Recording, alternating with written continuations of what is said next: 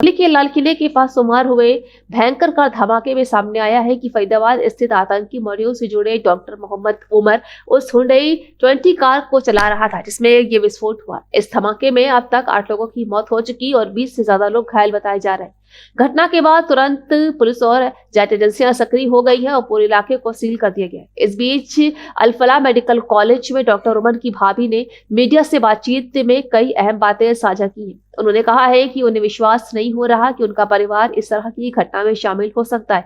उन्होंने बताया है कि डॉक्टर उमर के चरित्र और पारिवारिक पृष्ठभूमि के बारे में कई चीजें उन्हें समझ नहीं आ रही हैं। भाभी ने यह भी कहा है कि वो चाहती है कि सच्चाई सामने आए और दोषियों को सख्त से सख्त सजा मिले। हम जानना चाहेंगे कि आज आपके घर पे पुलिस आई थी, आपके किन किन लोगों को यहाँ से पुलिस ने उठाया है? मेरे शौहर को, मेरे देवर को और मेरी सास को। क्या बोल के आपके सिक्योरिटी फोर्सेस ने क्या बोला और क्यों ले गए उनको? नहीं, वो पहले उन्होंने कहा कि उमर कहाँ, हमने बोला दिल्ली में है, उमर दिल्ली में है। हमें थोड़ी सी पूछताछ करके उनको ले जा सकते हैं, फिर उनको लेके गए। आपकी बात कब हुई थी उमर से? और लास्ट फ्राइडे को हमने बात की थी। लास्ट फ्राइडे, उसके बाद कोई बात नहीं हुई? उसके बाद कोई बात नहीं हुई, बस लास्ट फ्राइडे को हमने उमर के साथ बात की। आज उमर का जो है नाम आ रहा है, जो दिल्ली में रेड फोर्ट के बाहर अटैक हुआ है, कहा जा रहा है कि शायद वो उसमें मुलविस है। आपको लगता है कि ऐसा कुछ हो सकता है? मैं क्या कह सकती हूँ, मुझे तो नहीं लगता, क्योंकि जिस टाइप का वो इंसान था मुझे हैरत हो रही है। मुझे हैरत हो रही है कि वो ऐसा भी कुछ कर सकता है। वो कब निकले थे कश्मीर से? कहाँ पर नौकरी कर रहे थे आजकल? वो तो फरीदाबाद में नौकरी कर रहे थे पिछले 1.5 साल या 2 साल से, क्योंकि मेरा बेटा भी 2 साल का है। उससे पहले वो GMC अनंतनाग में था।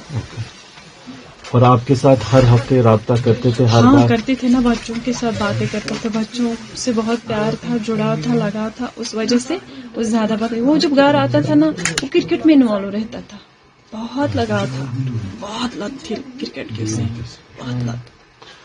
GMC अनंतनाग से ही डॉक्टर अदील राठौर को भी जो है जम्मू कश्मीर पुलिस ने गिरफ्तार किया हुआ है।